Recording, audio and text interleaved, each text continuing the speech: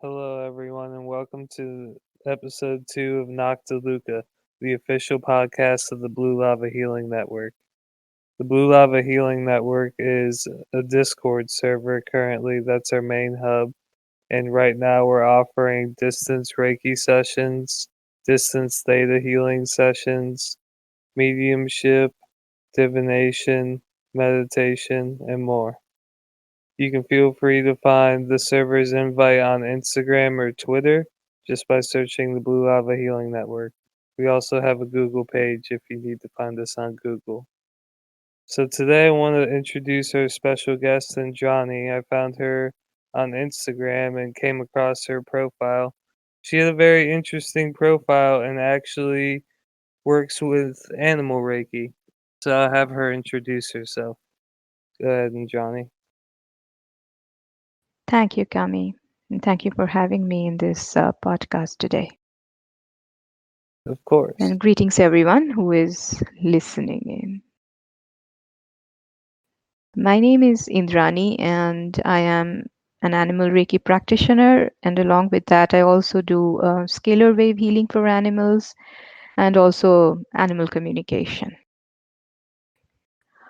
For me, my journey has always centered around animals, but it was a little later in my life that I realized that, that was also my calling. And interestingly, it was my cat who introduced me to animal Reiki. And there's always this story I start with because none of my introduction is really ever complete unless I also involve my cat Amadeus. He has transitioned now, but it was about 11 years back, and Amadeus was in depression because he had just lost his sibling, my other cat Artemis. And I'll talk about Artemis as well. But Amadeus had gone into depression and he had stopped eating, drinking, sleeping, and the vet had basically said that, this is it, there is nothing much we can do. And I was desperate because I wanted to, do whatever I could. I didn't want to lose him too. I just lost Artemis. And I just happened to look at the newspaper and there was just a tiny print there which says, okay, someone who does Reiki for animals. And then I had not heard of Reiki before, but why not? I mean, there's nothing to lose. So I called and then I went and met that person along with Amadeus. And Amadeus had his first Reiki experience. And within, I think about 30 minutes or so, he just fell asleep. He had not been sleeping for days and he just crashed and he slept for, I don't know, 12 hours, maybe more. And when he woke up, he was back to his old self. There was like everything was fine in his world. He was eating, drinking, and going along with life. So to me, that was like a miracle, and that was my hook into Reiki. That was what got me interested into Reiki. And the person who had worked with Amadeus also eventually became my first Reiki teacher. And Artemis, the cat whose loss we were all grieving about, was also the inspiration behind what I later started. So a few years back, I started Reiki as a more professional offering. So earlier it was more of, friends and family and their animals and all. And then when I started making it a profession, then I named it after her. So my practice is called Way of Artemis Practice. So that's my introduction. I am in India and it's pretty early in the morning here. Uh, Yeah, we had to do a special arrangement to get this episode recorded, but I'm very glad that, we were able to catch some time and get you in here. Um, and I think it's so inspiring that your story is about your cat because we don't really recognize the importance of our connection to our pets. Um, Right. you know, And I think that kind of leads into our next topic of like what's so special about animal Reiki. Um, like what does that mean to Mhm. you and Johnny? Hmm. So animal Reiki, I mean, for me, as I said, it started with with animals. And the other thing that happened was, that continuing the same story. So Amadeus, he recovered, he was all happy, and then I learned Reiki, and then I wanted to, do Reiki with all the animals that I could meet, and I got a mixed reaction. There were some who were very, happy about it. Okay, yes, I want Reiki. So, I we have a lot of stray dogs in India. So sometimes there were two of them at that time who were very kind of, bonded with me quite well. And they were very happy about this entire Reiki thing. So they wanted, and they came and sat, and all happy. But there were some, and including Amadeus, who were not so, fond of Reiki. It was more like, okay, what are you doing? I am out of here, and they just go away. So it was like complete acceptance on one hand, and there was this other extreme of, just I don't want to be here, don't touch me. And I was initially quite upset because, such a great thing, Reiki, why would you not want Reiki? It's absurd. Why will you not want Reiki? But then I again somehow found my way to some animal Reiki teachers. Two of them were very special for me. One was Kathleen Prasad, who runs Animal Reiki Source. Another is Rose Dedan, who runs Wild Reiki and Shamanic. And then I learned bit to really recognize the animals for who they are, because we go in as Reiki practitioners. At least that is what I was doing. That I am a Reiki practitioner. I will do Reiki now, and animals, they are slightly differently tuned. So humans, we operate a lot from our head, and animals, they operate from their instinct. They are much, much more in tune with the energy, the shifts that are happening in the energy, and they don't like their sense of equilibrium being disturbed without really understanding what is going on. So the first thing about animal Reiki is that it's always the animal who comes first. If the animal is not interested in Reiki, then fine, no problem. That is okay as well. And the next part is and Kathleen Prasad actually started this let animals lead method of animal Reiki, which is very, very simple and at the same time very, very profound when it comes to the animals. Because what we do in animal Reiki is that we don't do Reiki at all. So all we do is that we open ourselves to Reiki, we get into that state of being in Reiki, and we just sit there. And then we let the animals decide. We let the animals lead, and hence the name Let Animals Lead. So, they can choose how much they want, wherever they want, however they want. So all we do is we just sit there and just hold that Reiki space and let the animal decide. And no contact is needed. So, distance sessions is there, but even if it is not a distance session, we don't necessarily touch an animal. We don't touch the animal at all unless the animal initiates the contact. So if, let's say, the cat really wants to be touched, then the cat will come up, he or she will rub against you, and you know that, okay, this guy wants contact. So yeah, but other than that, we don't. And the other part of animals, and you mentioned something in the beginning that we don't really recognize our pets much, and that is very important because in animal Reiki, we don't just see them as another living being. We also recognize them as teachers. Each animal has something to teach us. Even the one who is in the shelter and is in very sick, animals who have been abused. If you really sit with them, they will teach you. They will teach you so many things in life. They will teach you how to deal with a lot of experiences, how to be patient. There is a session on the Reiki precepts and how the animals actually teach us those precepts, how to stay patient, how to be in the moment, how to be mindful, how to always remember the blessings. And so yeah, so I think I spoke a lot, but I think in a sense, if I were to really summarize, I would say three things. First, in animal Reiki, it is always animal first, Reiki second. Second point, we have to be conscious that they are much, much more sensitive than us and much more attuned to the energy. And third is we recognize them as teachers. That's a very So, beautiful way to view it. And I think Animal Reiki owns the right to be acknowledged as its own practice because of how vastly different it is. Because, like you said, with an mm, animal operating from its instincts, um, you're working with a different type of being that has a different form of logic and, right. operates through different functions. And Mm, um, I think it's important to be able to, not only be whole and present yourself when approaching the animal, but leaving that whole presence with the animal, um, so that they can better build a relationship with their owner. And yeah, I just think it's so powerful that, I've met a lot of Reiki practitioners throughout this time of my journey with Reiki. Um, but I haven't mhm.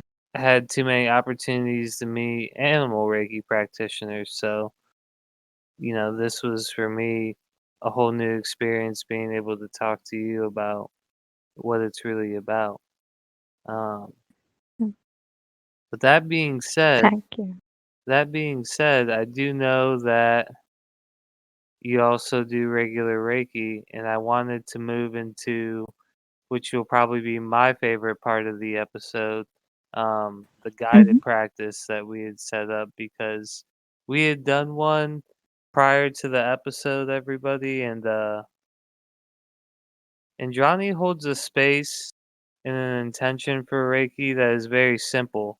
And I think the beauty of that is that it allows you to connect so easily, whether you're brand new to Reiki or you're an expert.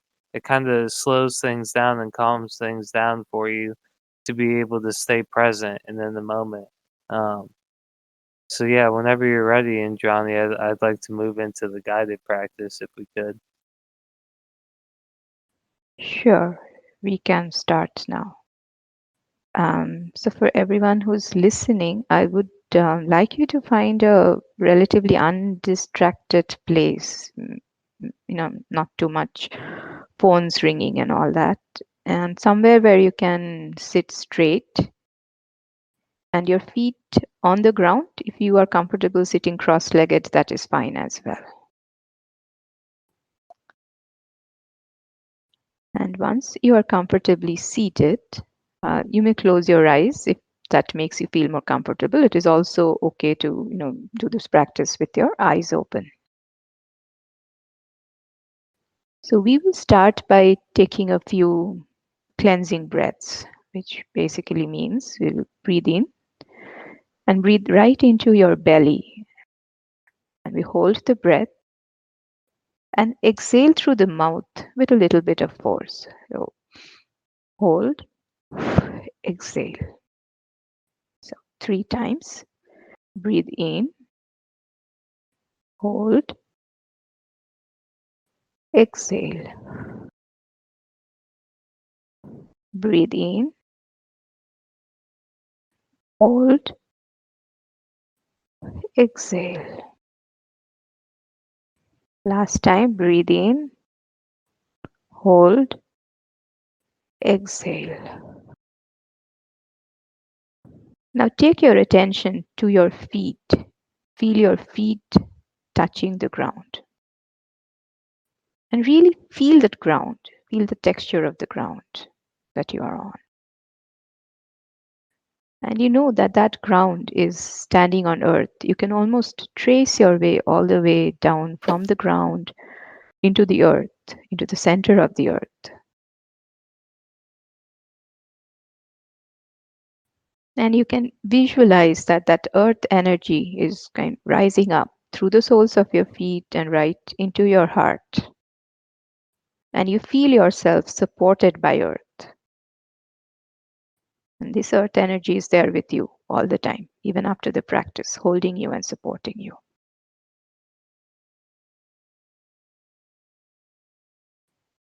Breathe in and breathe out. And this time, when you breathe out, imagine all that is holding you back, all that is that you want to really get rid of, anything that is stopping you from being present, all of that going out from the soles of your feet right into earth.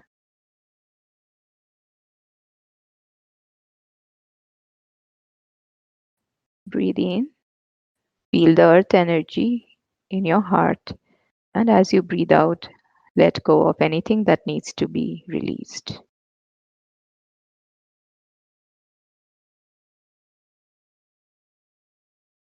One more time, we breathe in, feel the earth energy, and breathe out and let go.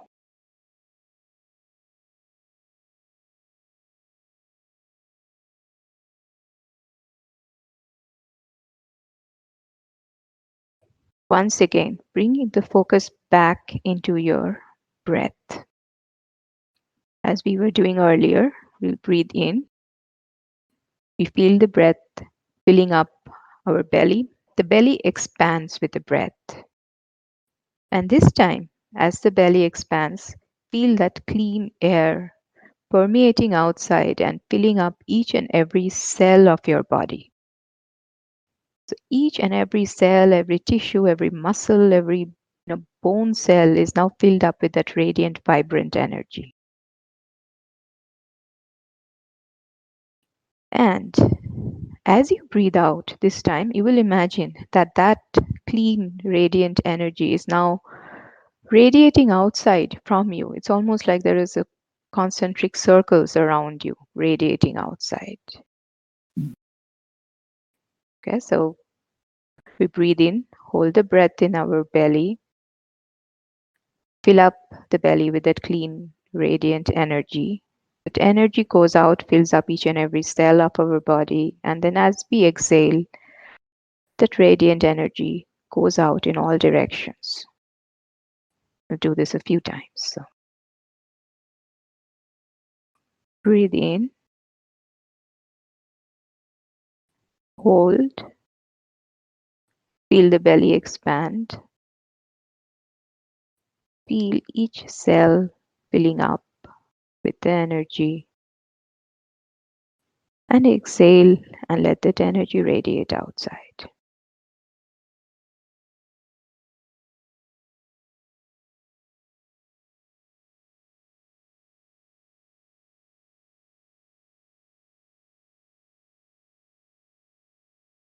Breathe in, feel your belly expand. Feel each cell filling up with that radiant energy. And breathe out and feel the energy going out in all directions.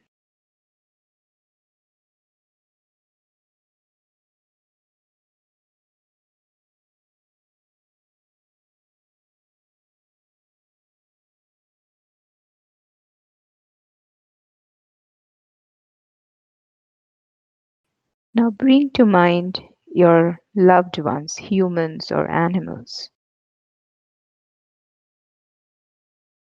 And this time, when you breathe out and you feel the energy radiating outside, imagine that that energy is now touching all your loved ones and they are also getting filled up with that radiant energy.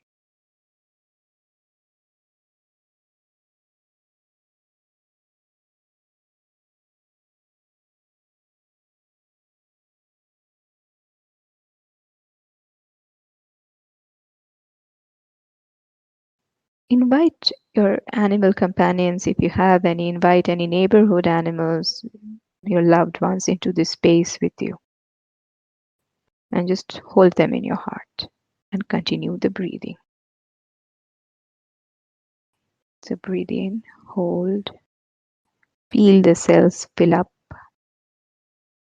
and breathe out and let all of it radiate outside.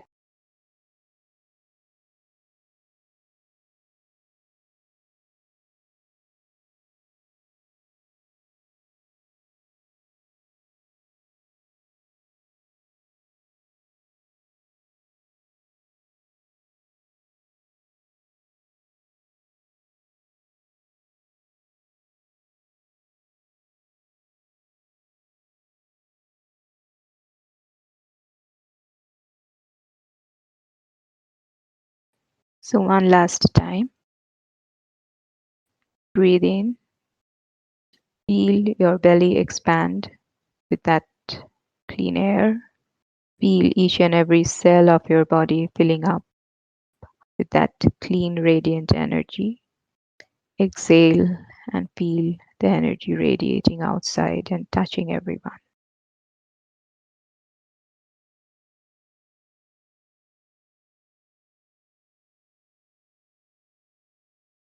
Thank whoever joined you for sharing this space with you. If you feel like, you can bring your palms together in a prayer pose, and we end with the Reiki Precepts. And just follow me. Just for today, I will not be angry. Just for today, I will not worry. Just for today, I will be humble and grateful. Just for today, I will be honest in my work. Just for today, I will be compassionate towards myself and others.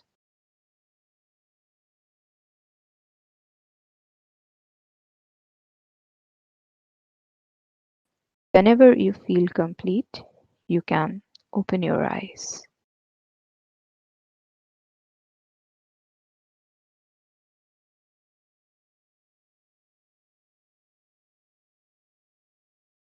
Wow. Every time that gets better and better. Um, it's something to me that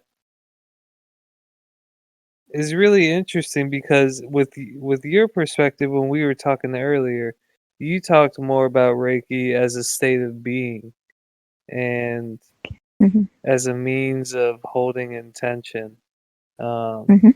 which some people might feel like they understand, but I kind of like to hear more of your interpretation of that, like what Reiki as a state of being means to you. Hmm. Um, hmm. It's, it's such an interesting question. Yeah, So, and this is personally for me. Reiki is very simple, and I don't see it as something that is outside and something that has to be really acquired. We are Reiki. Reiki is it's spiritual energy. That's the word. What the word mean? There are two words, right? Rei and Ki. So that's what it means: spiritual energy, mystical energy, and that energy is who we are. It's just that we have lost that connection. And these practices that we do, these are more of the preliminary preparatory practices because we start shedding the outer layers and we start going inward and discovering that Reiki is us. It's not not something not something outside of us. And it's like if you really want to do it, then you just have to. I guess initially it's just a lot of, you do the preliminary practices and you really get into that state of being. But with the time, you will, I mean, at least for me, I've realized that it's just, settling down and saying that, this is it. And you get into that, what I call a Reiki gear. So, you're always driving in, first gear, second gear, whatever gear. And then you have the Reiki gear. So you just have to turn on the Reiki gear. yeah, Mm, and and it's probably more of an experience. I don't know how to really analyze it. well, people have so many different perspectives, and I think specifically the most important thing to acknowledge is that, like you said, like we are Reiki, we are this energy that we're working with and that's ever present around us. And the more that we can tap into that unified field, the more connected we feel, and the more connected we feel, the easier things get. We alleviate a lot of stress. We alleviate a lot of, Mm, you know, wariness. I know this, the right. whole term of like being awakened or whatever. Like, it's Mhm. literally you become more awake, you become more alive and more present. Right. And it's something that I truly feel blessed to have interacted with in my life, just because, you know, there's only so many opportunities you have to really know yourself, Mm. and Reiki is one of those doorways, one of those pathways that can lead you into that. And I think anything that can lead you into Yeah, knowing yourself is a great thing. So, indeed. Yes. now to the meat of the topic.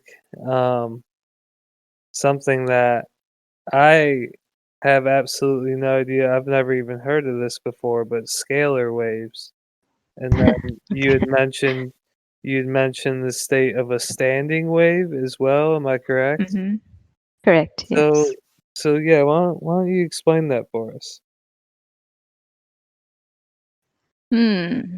We are going to switch gears now.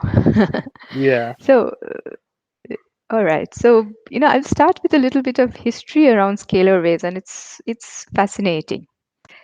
Scalar waves, the first discovery of scalar waves was by a mathematician. His name was James Maxwell, and this was way back in the 1800s.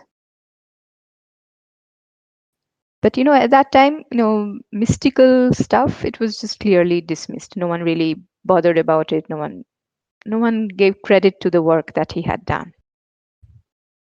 A few years later, again, it was, I think, maybe later, but also 1800s, I guess. Yeah, later in the 1800s.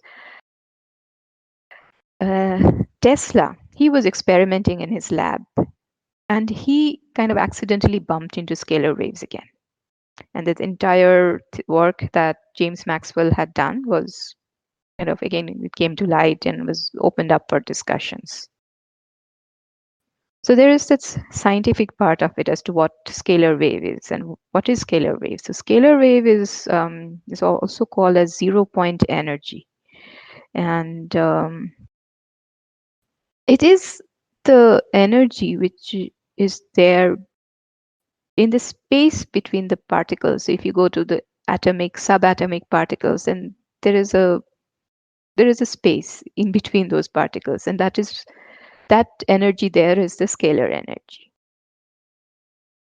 So the question that comes from that is that what has it got to do with energy healing? And this came much later, in early 1900s, or maybe late 1900s, somewhere in that range. Dr. Valerie Hunt, she was also a professor and a scientist, and she delved deeper into scalar waves, discovered that there is something that is surrounding all human beings, an electromagnetic energy field. She actually took a break from her active job and studied further. She learned that this is not a new thing, but there were people way back in Philippines where there were people who were doing psychic surgery using scalar waves. So it's all with that intention. So people who would, healers in Philippines who would know how to cut through skins and tissues and bones and how to get the negative energy out and all that. Now, of course, I don't do all of that, and not many of the scalar practitioners are doing that kind of work. But the concept is the same. The idea is like this, that the energy field that is around us, when that energy field is in a state of chaos, there is disease. It's we are out of balance. We will have either a physical illness or an emotional illness. When the energy field is in balance and there is a state of equilibrium, then it creates what is often known as a state of homeostasis. And in that state of homeostasis, the body can recover. So, how is this created? And this is where the standing wave comes in. Um, if you can maybe visualize your palms a little distant apart, and just imagine that you are kind of holding two energy wavelengths in both, and these are high frequency energies, which when they come together, when the energy two energy fields of the same wavelength, when they come together and meet, it creates a state of stillness, and that stillness is what is called as the standing wave. So, if you translate it to your energy field, a person's energy field or an animal's energy field, and then there is chaos and there is illness, that standing wave creates that state of homeostasis, which allows the body to heal. Scalar wave is very effective with physical illnesses, emotional as well, but it is very, very effective for things like, there is a problem in your blood report, your hemoglobin count is low, or someone with an arthritis issue, um, cancer. It's often, I have not experienced this, but I've heard this, that scalar is very effective in working with cancer. Mm. And yeah, so that's where I think I normally use a combination of both depending upon what the animal is going through. So if there is more of, like problems with blood reports and arthritis and all, I will use scalar. And if it is, something more softer, I will Reiki. And sometimes I start with scalar and then move into Reiki. I see. And what does this have to do with our healing potential? It's the same thing. You have to learn how to hold the space. It will work when you are in that space where so scalar waves, see, it's all okay, well, there's another thing I need to add here. So there are, I believe there are devices available where you can actually produce a scalar wave, and those can be used. And there are the energy workers who work with the energy, and then again, distance does not matter and time does not matter. And the way this works is, and this is where, once you had mentioned about visualization, so that is where the visualization comes in, as to how you connect with that animal, how you visualize the flow of energy, and how you actually hold that standing wave for that animal. That is where the healing mm, powers come in.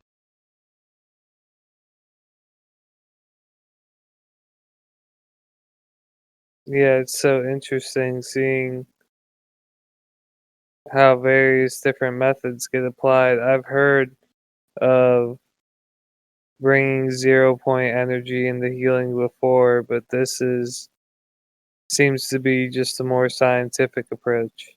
Um, It's a combination. So there is a scientific background to it, but when you bring it to the world of energy healing, then it goes beyond science.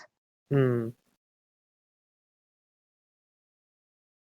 And during all that, you mentioned that distance doesn't matter, and I think me being a distance healing practitioner specifically, um, I always find that interesting just because, a lot of people are still unfamiliar with this concept.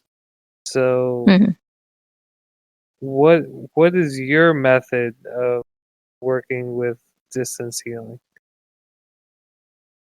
Hmm. So, to answer the question directly, there is really no difference in method, and especially with animal Reiki, where you are holding the space, it just doesn't matter. Hmm. I will probably give a story. It's not a story. It was an experiment that was done.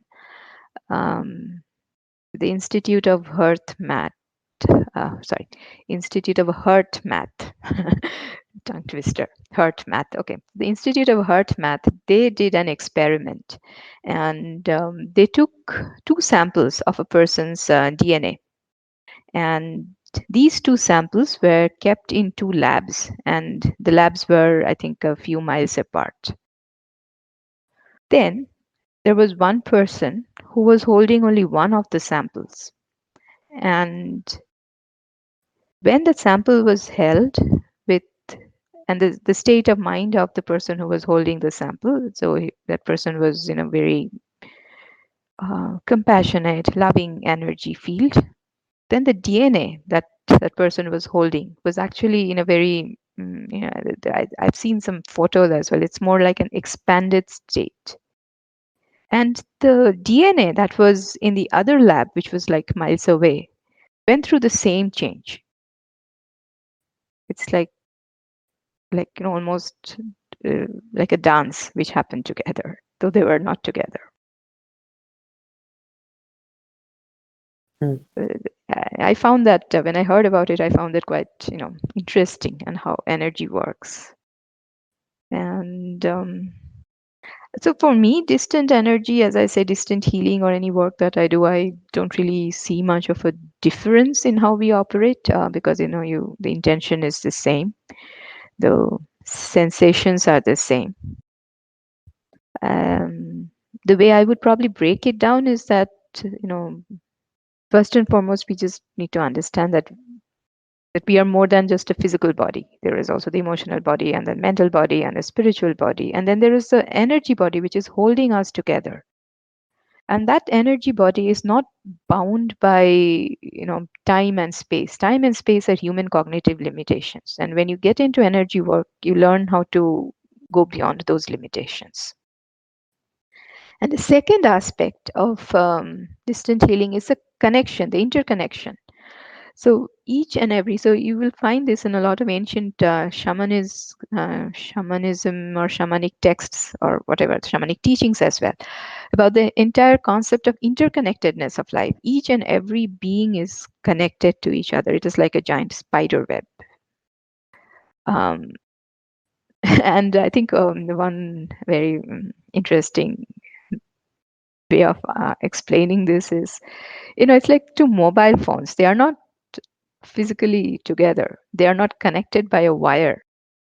And you set the intention, that is, you call a number, and the other person has to accept that call. And energy healing is the same. So, intention of the practitioner, which is like you're dialing a number, and the acceptance of the recipient, which is like the person receiving a call. So, yeah, I think that is how I would probably explain it. Mm. Yeah, for me, it's always been interesting to hear people's different perspectives. Um, you know, for a long time before I got into Reiki, I pretty much healed from a distance from spirit to spirit, um, a Mm. direct connection through spirit. And as I got into Reiki and started to learn about the biofield and the Earth's magnetic grids, um, it Uh-huh. became a lot more fun to explore Uh-huh. that realm of distance healing because I was able to connect, Right. in a different way. And, Yeah. it allowed me to use other types of tools during the process Mm. as well, like crystals and herbs Mm. and, things that can help boost your practice without, getting too complex. And while being able to keep it natural. Um, so yeah, distance healing will always be a bright part Mm. of my life. I feel like it's always been more of a, I don't want to say healthy approach, but I guess I don't really know the word for it, but I just feel like being able to do healing in the comfort of your own home um, Mm. is so much more practical, and you're in your own space, and Right. you're by yourself, so you don't have to worry about how you look or what you sound like Right. to this person or anything like that. So Right. I have hopes that distance healing will be recognized um, to be just as practical as doing a regular healing session in person one day. Um, Yeah, I hope so too. I mean, with animals, it's easier during a distance session, because when you are sitting face to face and all, the expectations come up. I really want this cat to show that she is enjoying Reiki, and the cat may not be bothered because cats are not so expressive. But if you're in a distance session, then you are just focused on the Reiki. You are not focused on how the cat is reacting, and just takes a whole lot of, clears up the mind. Hmm. But I have heard, I have this client, and I once messaged her, the human, and I told her that, I finished the session. And she said, I know you finished 5 minutes back, because that is when the dog, she just, got up from her sleep and came down. So I know that you finished the session 5 minutes back. But yeah, so I think for the animals, I can say that, yeah, they know. Do you think animals accept energy easier than people do?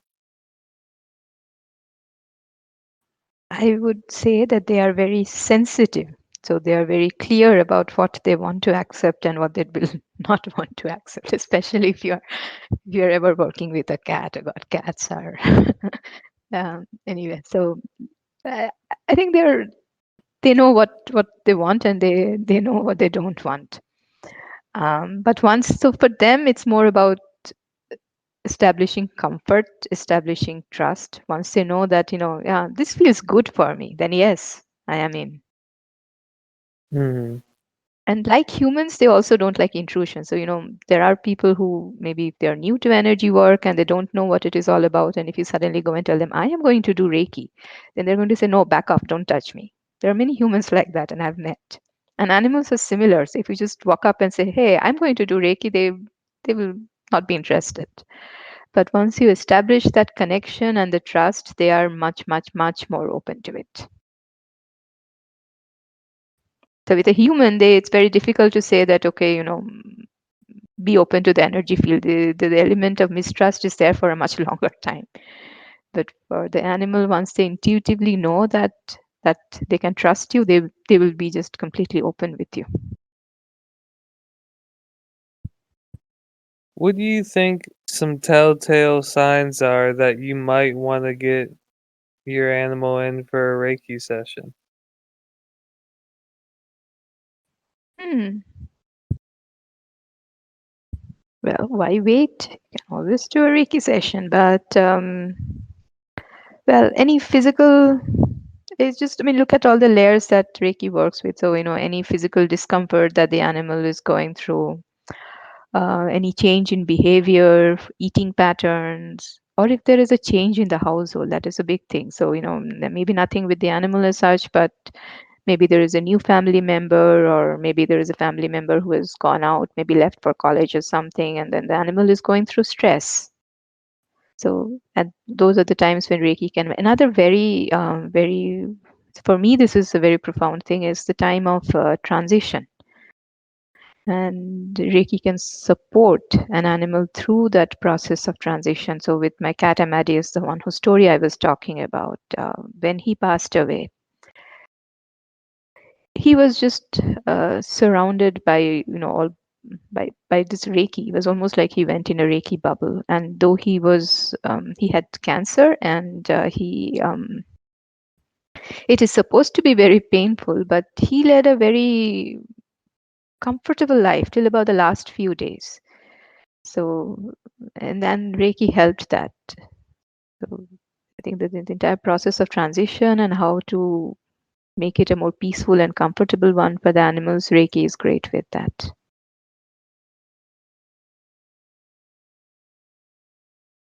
Now, I had one of my teachers right in the beginning for my level 1 and 2 classes. She was into animal Reiki, and she worked on horses and all kinds of Mhm. animals. What are some of the types of animals you've worked on that are interesting? Mm. So the local ones is mostly cats and dogs, because I live in a city and there's not much there.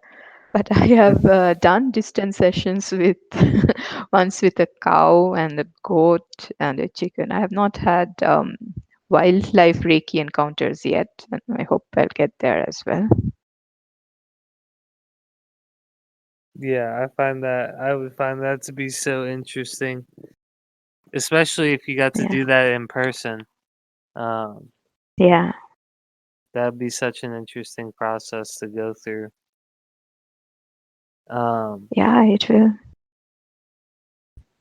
so it looks like we're coming up on time here, but I did want to ask you, did you want to shout out your Instagram or any other web links where people can come into contact with you? Oh, sure. So, my website is wayofartemis.com. So it was, I think, I don't know if I mentioned, named after my cat. So you can just look up wayofartemis.com. And you can also find me on Instagram. That is Artemis Animal Reiki, Artemis underscore and Animal Reiki. Mm, I think they can locate me through your Instagram. Yeah, that's another way of doing it.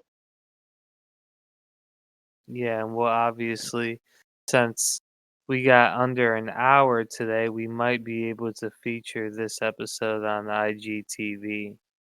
Um, so I think that will be a feature that will be available to people trying to reach out to you as well. Um, but yeah, I wanted to thank you for your time.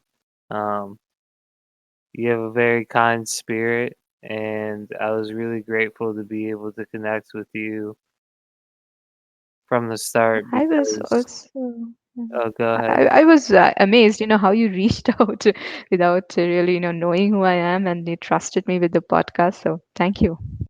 Yeah, of course.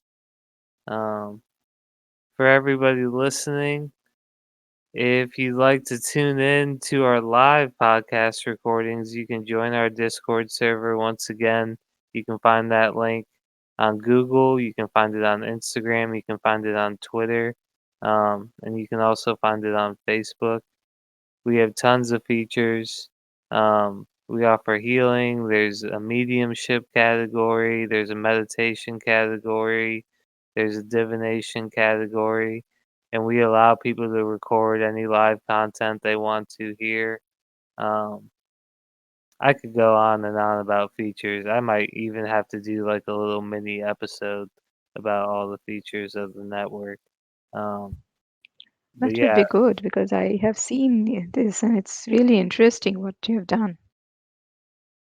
yeah, we're working on it. It's a growing process. So, um, but yeah, and Johnny, I wanted to thank you for your time again, and for the audience, remember, communication cultivates clarity.